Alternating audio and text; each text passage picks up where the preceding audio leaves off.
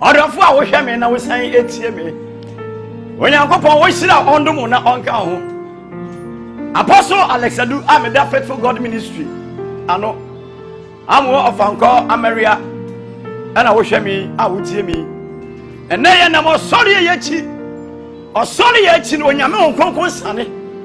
Na nyame wo sane wi a ye de asam a ye aduane aye nyame asem ade ma wo. Na me no be cha asemi asema me de ma pedi se gidi ya de wo hia ya ka gidi ni den gidi ya de wo mfa wani ehui na so gidi se sa de we ewo obi wo Nyankopon pen obi wo Yesu Kristo pen na so ya gidi se o gidi na ma Sara ewo ba gidi na ma ofa Enoch koye ena me no kasa fa gidi ho Jidie yade ya hia nipa ena ya ma Yesu Kristo din ayeketwa ena nipa eje abosom ene enua ne nsuo di asiri nyame ho ena me baba kanfo obarema bia ne din ene Jesus akiro se wonya hu sadi wei na wonya mfa ho nto sadi nso a ene na me kanfo sadi ya ma se sadi ni di enye din biara ye bakotro kunkumu na ansa na ekotro kunkum no ma yenti ye mampai wo yo nyame a wote ase ya nyame onkonkron we sa wasema me na me mpuma homa erade me ye platform se gina me so na kasa e wo Yesu di munti amen jidia yade ya wo hia mama woni me yenti a wo hawo enkoye no wo jidia hihim ma ye nwura kro kunkum mu nyehwe awrade asem Acts chapter 4 verse number 12 Osi na nkwaje ni onipa mu na edi foforo bi eni osoro ana asase ase a wode am onipa ma eje nkwa eka Yesu Kristo di ho amen tie osi edi bi eni osoro na edi bi enso eni asase ase a wode am onipa ma etimeje ne nkwa eka Yesu Kristo di ho mama ohaw ne amane na wonamu no me pese wo di Yesu Kristo di na so be di Yesu Kristo di a yare ne yade ketua bi ma wo kwan na di Yesu di ma Yesu metira brabonim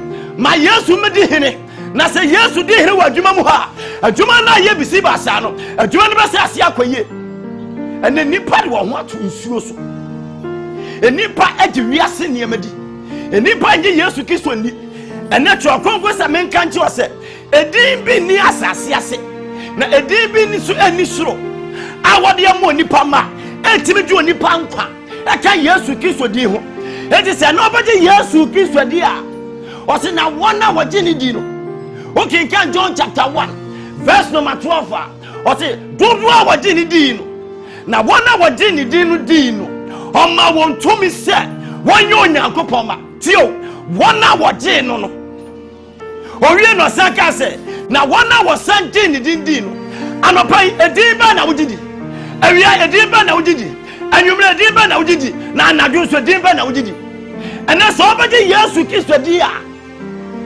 odofo Yesu di no ene na Apostle Alexadu ona na mede me woto so amegidi ye na megi edin na ma metumi edin na ma me ahodene edin na ma me yare Yesu tumi etimi sa to yare Yesu na yare abia ne wase Friday ye twamu me va say Friday be ya ne bosome ye all night ye mo pani bi di enchiro oyo pani pa yare aksa ne so ache yare di nya over almost 7-8 months na aksa ne so na ye di Yesu Kristo di ni di na ye di ye wotu adi ni so nti ye ten ye zambo di no instant healing na Yesu Kristo ne di ni mutumi no awose di bi ni asase ase a di bi so ani osoro aka Yesu di no ye bodi ni medi no e ma ne nya odi ana minnim ni ama wabam abuo minnim ni ama ne man koye minnim ni edi ya wodi di nti ama ne ma ye basa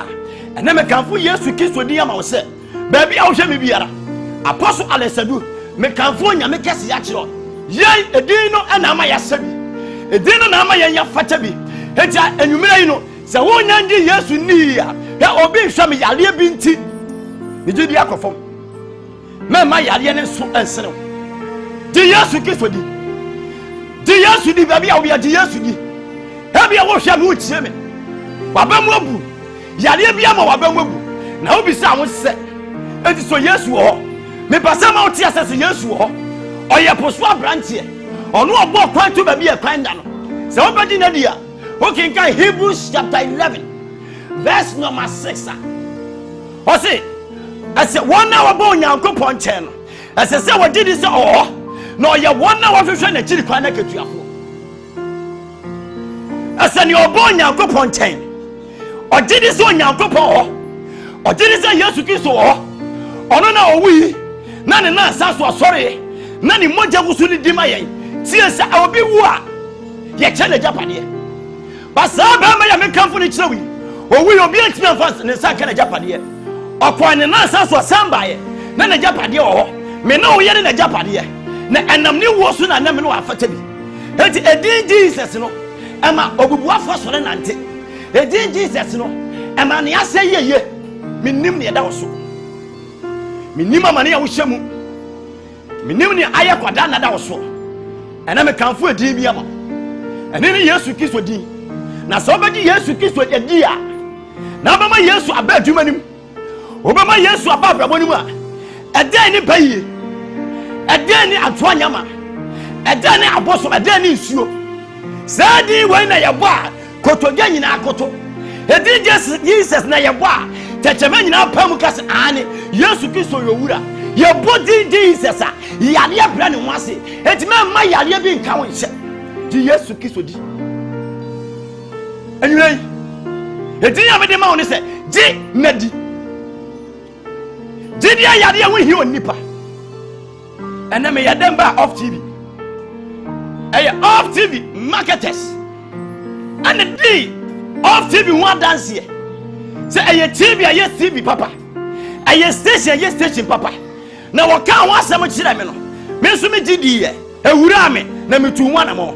Ene me ka Yesu Kristo wan asem akire wo. Di Yesu Kristo di. Ono no kasa ya me po asoche ye kom. Okay, in James chapter 1 verse number 6. But the Gideon when I'm in Missa. Now, so be saying you watching it. No, ni probably or dear Chino or to say, was watching. I'm from my walk or Sao Nipano or Susia Obenya be papa.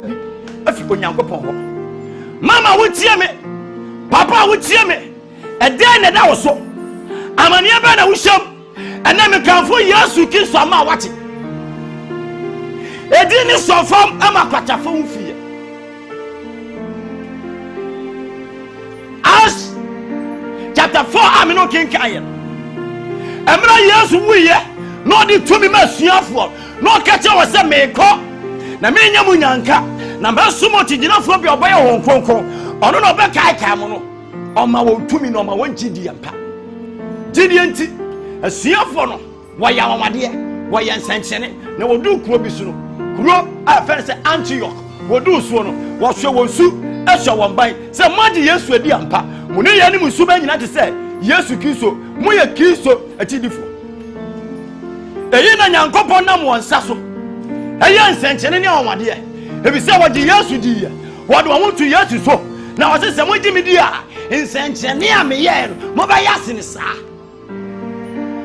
odo for me nim ne awushe odi ehwe no ma no me no ma na good TV ni so no me nim ne ahaw me nim amane bia wowom me nim ne ayekoda ndada wo so ama wabamu abu ene aye wo se ku ho aye wo se numaduro eche se ani da so asa hwe manko ma ye ho bone ene Yesu ho ti Yesu di fa wo to Yesu so se wo do wo beto Yesu so na wo be Yesu adi a tumi ne aye wo dia wana wajini di wana wajini di wama wotu se wo yo Nyankopon ba onipa bia na wo papa wa japade ne oyo de hye e se wo di Yesu Kristo di a wo ba beka adesia kuo ho wo ba yo adesia ba nso di free adesia ba nanti free wonim ne antia ne ma nyanko yema no what Yesu di no but wo nya nyini ne antia yare ne go so ho ne se what you do no but wonya nyini ye wonya fa wonyina nto so ye ɔse fa akɔ wagya padeɛ wɔ no ɛhɔ na wakoma wɔ ɛyɛ na deɛ bi yɛ me ya ɛwɔ nnɛ sɛ yɛhwɛ ɔman Ghana kristosom ɛyɛ bɛyɛ 80%. nanso ɛnnɛ yɛama Yesu Kristo din ayɛ ketewa ɛnɛ nipa agye abosom adi asi nyame ɛnɛ obi adeɛ yera na ɔde n'adwene ato abosom so na ɔyi Yesu Kristo ato nkyɛn menim nea wohyɛm menim ama ne yɛda wo soɔ ɛnɛ nea mepɛ sɛ meka kyerɛ wo ne sɛ mekamfo ɔbarima bi a ne din gye Jesus Christ baabi a wɔbia bia wakoma mu ma wo kwan ma ne mmra adwuma nim ma ne mmra brabɔ nim ma ne mmra waleɛ nim ma ne mmra ɔsikasɛm nim na sɛ wobɛyi invite Yesu Kristo ama na bɛdi hene wɔ abrabɔ mu a ɛnɛma nyina bɛyɛ yie nti ɔnwomkyere sɛ wodi hene ɛwɔ makoma mu a adeɛ nyinaa bɛyɛ yie hwan na bɛdi hene no ɛyɛ Yesu Nazaretini no ɔno na ɔbɛdi hene ɛwɔ abrabɔ ɔwɛfo a wohwɛ me menim ne yɛda wo soɔ menim ne wohyɛm but mekamfo barima bi mekamfo Yesu Kristo mekamfo Jesus Christ ma ɔmena wɔ abrabɔ mu ma wo kwan nwumere wo a wohwɛ me amanneɛ bi da wo so mepɛ sɛ yɛprofo onyame tumi ɔse wɔn a wɔgye ne di wɔn a wɔgye ne din di no wɔma wɔn tumi enti megye Awurade di na megye ne din di enti Yesu ama me tumi enti tumi a Yesu de ama me no ɛma me nsuo yareɛ ɛma me nsuo haw me nsuo tumi biara because me wɔ din bi a ɛde din Jesus na sɛ Yesu nso bɔ babrabɔ mu a ɛnneɛma nyinaa sesa yɛ nti ɛnɛ me invite Jesus ama na bɔ babrabɔ mu baabi a wɔ biara ma Yesu mmere babrabɔ mu gye Yesu di na sɛ wobɛgye Yesu adi a ɛnneɛma nyinaa bɛsesa gye ne di ɛyɛ aduane ɛna mede ne ma wo nnɛ mede Yesu ma wo sɛ gye Yesu fa ne brɛ wɔ abrabɔ mu fa ne brɛ wɔ atetene mu ma Yesu nni hene ɛwɔ abrabɔ nim asuafoɔ no gye Yesu di enti amena wɔgye Yesu di no Yesu bɔ wɔn abrabɔ mu okay nka Mark chapter 10 verse number 46 Mark chapter 10 verse number 46 ɔbɛrima bi a ne yɛfrɛ Timeo ɔse ne baba Timeo na ɔyɛ onifirani a na ɔte kwan nkyɛn ana ɔsrɛsrɛ adeɛ na enipa bu na bonfia enipa abu na bamu menim nea yɛka to soɔ sɛ wode wɔbɛgye Yesu adi a ɔse aboa da ntofo ato atwe no ɔno Awurade ɔfa de yɛtu aso wɔti na ɔbɛrima te kwan nkyɛn hɔ na ne didi nyina kyerɛ sɛ one day wɔte ɔbarima bi a ɔyɛ Nazaretini Yesu Kristo sɛ ɔbɔ nipa bi abrabɔ mu a ne ɛni wɔ ɛyɛ ye ne asɛe ɛyɛ ye nti ɔtwɛn Yesu ɔte sɛ Yesu ano adi n'akyi ɔte sɛ Yesu ano adi n'akyi dako na ɔte sɛ Yesu twam ɛwɔ off TV te sɛ deɛ ɛnɛme kamfo no akyɛwi a ɔtwam wɔ abrabɔ mu mɛma ne ntwam nkɔ mɛma din Jesus ntwam ɛnɛ accept din Jesus ne di na sɛ ɔbɛgye din Jesus adi a mesi ɔbɛba wɔ abrabɔ mu ɔbɛba asetɛ nim ɔbɛma nneɛma nyinaa asesa ma nnipa nyinaa nserew wode adeɛ a ɔmo kyɛ no ma ɔmo mfa nkɔ wode fa Jesus ɛnɛ fa Yesu na Timeo ɔbaba Timeo ɔyimfate Jesus sɛ ɔmmra na ɛmɛ ɔwu sɛ ɔtwam no ɔsase sɛ ɔteɛ mu David ba Yesu ayimra wɔn na wɔfra no edin ba na wogye die wɔ asase so ɛnɛ gye Yesu di wate ɔse ne ɔmɔ ne fira ne bie no ɔno na mekamfo na kyerɛ wi ɔse David ba Yesu homi mɔbɔ ɔse ne nipa teɛteɛ no nipa ka ne hyɛ mɛma yareɛ nka ho nhyɛ mɛma ho kyɛ nka ho nhyɛ mɛma wiase adwendwene nka ho nhyɛ wode akɔsoa di Yesu Kristo di ɔyɛ poso abranteɛ ɔkasa mɛpo asɔkye yɛ din asɔkye bɛ na ɛbɔ wɔ abrabɔ mu di Yesu di enyimire me se di Yesu di na me di Yesu ɛma wɔ abrabɔ nim sɛ wobɛgye Yesu adi a ne yawu nkwa bam ɛyɛ Jesus ɔbɛma tiatiam na asɛm ɔka yɛ ne sɛ David ba Yesu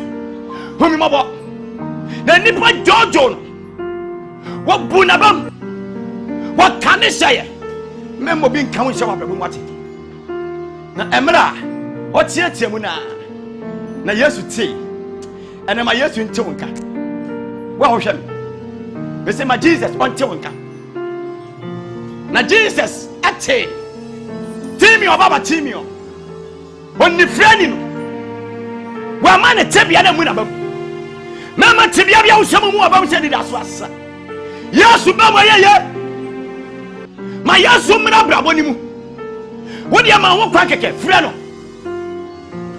man ka se nipa bi body na mesu bobi fa wakoma nyina o se ye de ano apai mu aka se yesu yo wura ne de akoma agye ade akɔ nkom anwumere yi me pese wodi wakoma gye yesu di na yesu afrɛ no o se papa den na o pese me nyema wo o se me pese me hu na de na yesu bi sa se den na o pese o se me pese me hu na de asem o kan ni se wugidie agye wo kwa anwumere yi ma wugidie nye wo kwa me kasa fa gidie wo edin bai na wugidi anwumere din bai na wugidi so for timi nkan midine apostle Alexander ameda asori a faithful God ministry ano so wo hwehwe me ya asafi ye nkora ba cha e bebre ebi okumase ebi won sawon ebi waburi ayo obosmas na ye head anka se e wo fanko barrier be bia wo bia wudu barrier na o ka se ope America wo fu America wo so besi wa friends club wo de we see Friday ya be here all night and instant healing etimi ya adwuma aya yesu aya gini di no ono ne ya wanwade ne nsenhyene eti amra mi free ha ya me number na gu screen no so TV no so no free no how be da so bia yemo yesu Kristo di na yesu di no abema yare nyinara abre wo ho ase na kotodwo nyina ebe koto ne nsira ebe ya odia yesu o nsira ontomo onkam o yesu di amen.